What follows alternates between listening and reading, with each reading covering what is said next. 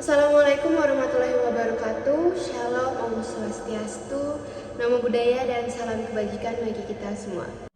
Perkenalkan, nama saya Birgita Wedanantri dari 10E2.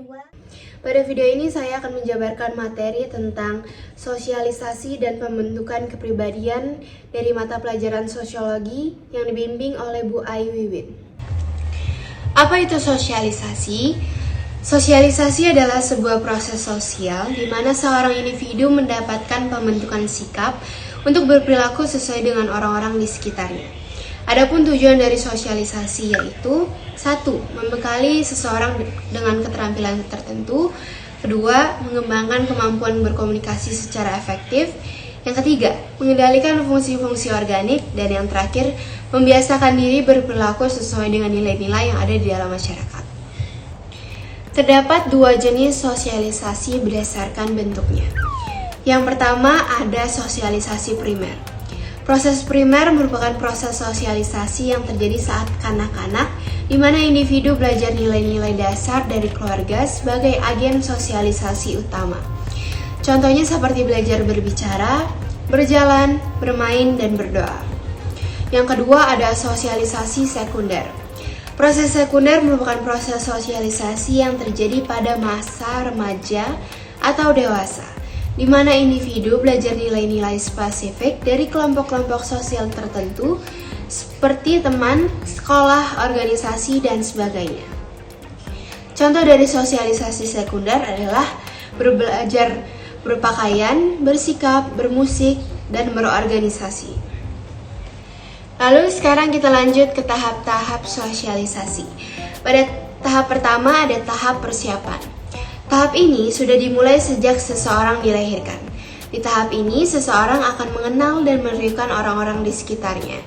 Karena itu di tahap ini peran keluarga sangatlah penting. Contoh dari tahap ini adalah meniru suara binatang, meniru gerakan orang tua, dan sebagainya. Lalu yang kedua ada tahap permainan. Tahap ini terjadi pada usia 3-6 tahun, di mana seseorang anak akan meniru peran orang-orang di sekitarnya, tetapi belum memahami makna dari yang ditirukannya. Contoh dari tahap ini adalah bermain dokter-dokteran, polisi maling, dan sebagainya. Lalu selanjutnya ada tahap permainan terorganisir. Tahap ini terjadi pada usia 6-12 tahun. Kalau di tahap sebelumnya sudah mulai meniru, di tahap ini seseorang akan mulai memahami maknanya. Contoh dari tahap ini adalah bermain sepak bola, basket, kasti, dan sebagainya. Lalu yang terakhir, ada tahap norma kolektif. Tahap ini terjadi pada usia 12 tahun ke atas, di mana individu mulai memahami dirinya sebagai bagian dari masyarakat yang lebih luas. Seseorang mulai memahami kerjasama, toleransi, hingga peraturan yang berlaku. Mereka juga sudah mengambil perannya masing-masing di masyarakat. Contoh dari tahap ini adalah berpartisipasi dalam kegiatan sosial, politik, dan ekonomi. Dalam proses sosialisasi, terdapat pihak-pihak yang terlibat atau yang disebut dengan agen-agen sosialisasi. Antara lain, 1. Yang merupakan agen sosialisasi utama adalah keluarga. Kedua, kelompok permainan. Ketiga, sekolah. Dan yang terakhir, media massa.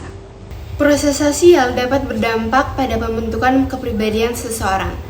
Kepribadian adalah ciri-ciri dan sifat-sifat khas seorang individu. Beberapa faktor dapat membentuk kepribadian. Antara lain, yang pertama ada faktor warisan biologis. Keturunan seperti jenis kelamin, ras, dan warna kulit. Warisan biologis ini dapat mempengaruhi ciri-ciri fisik dan psikologis seseorang.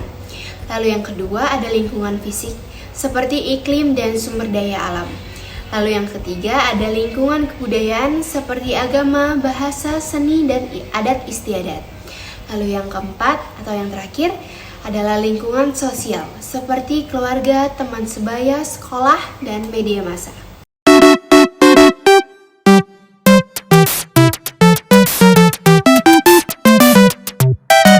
Engkau masih anak sekolah, satu SMA.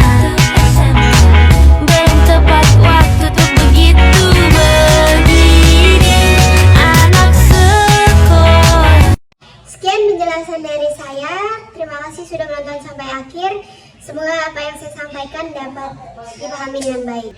Terima kasih. Waalaikumsalam warahmatullahi wabarakatuh.